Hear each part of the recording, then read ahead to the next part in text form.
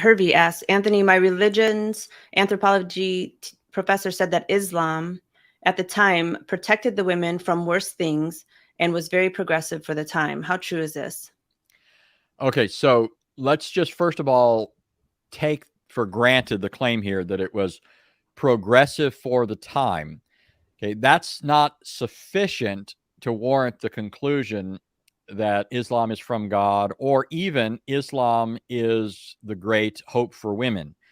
Imagine you've got these people in a neighborhood where it's common for the men to whip their women 10 times if dinner's not ready by 6 p.m. exactly. So imagine you get one of these guys in the neighborhood who's very progressive.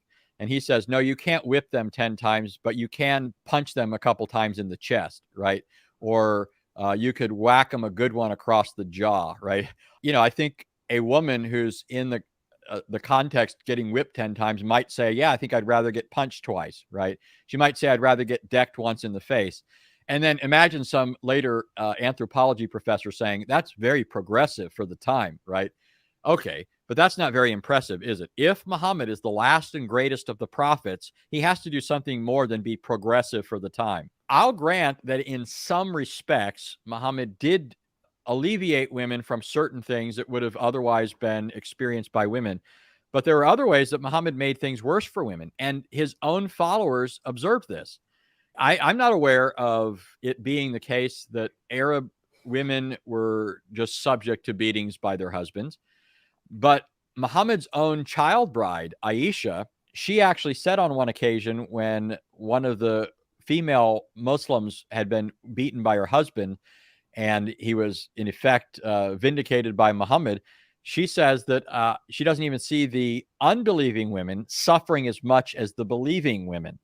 Okay, so Aisha's own assessment, okay, remember, Aisha, this is Muhammad's favorite wife of his many wives, his favorite wife, who often defended him, is the source for many Islamic traditions. She's an important witness in the chain of hadith transmission. Very important. She's the one who gave this assessment that the believing women were worse off than the unbelieving women for the very reason that I had just mentioned, at least in the case of being hit by their husbands. And there are other examples that can be given, but that's just one that's significant, I think, because Aisha herself gives us her evaluation, right? Also, we might also observe that no woman was better off around Muhammad. I think that I could imagine that all of Muhammad's followers had to worry about how it would fare between them and their wives as long as Muhammad was alive, because as we see in the incident with his adoptive son, Muhammad at a whim could decide that he wants somebody else's wife.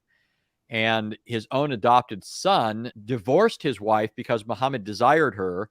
And then Allah co-signed this and said that she is for Muhammad, and Muhammad married her. And when the Arabs objected that this is against our law, notice this was Arab law at the time, this is against our law for a person to have the wife of his son, Muhammad bucked their system in order to gratify his sexual desires.